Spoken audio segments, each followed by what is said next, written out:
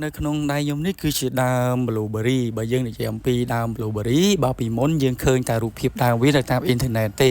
ហើយបើនិយាយពីផ្លែរបស់វាវិញយើងឃើញនៅតាមផ្សារទំនើបដែលគេដាក់ប្រអប់តូចៗចាប៉ុន្តែឥឡូវគឺដើមរបស់វាគឺវាមានលក់នៅលើទីផ្សារស្រុកខ្មែរហើយមិនតែប៉ុណ្ណោះទេសម្រាប់ដើម blueberry នេះមានអ្នកដាំបានជោគជ័យ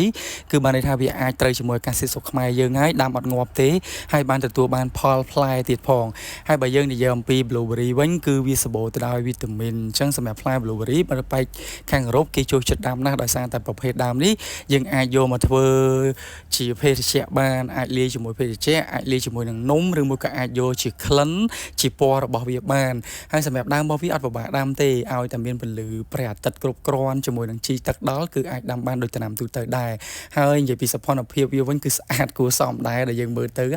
ពេលពណ៌និងផ្លែរបស់វាស្លឹករបស់វាហ្នឹងគឺយើងអាចដាំលម្អបានអញ្ចឹងបើសិនជាអ្នកទាំងអស់គ្នាចង់បានដំណាំ blueberry នេះអ្នកទាំងអស់គ្នាអាចតាក់ទងបានជាមួយនឹងសួននគររាជក៏ដូចជាលេខទូរស័ព្ទដែលបានដាក់ខាងលើអរគុណច្រើន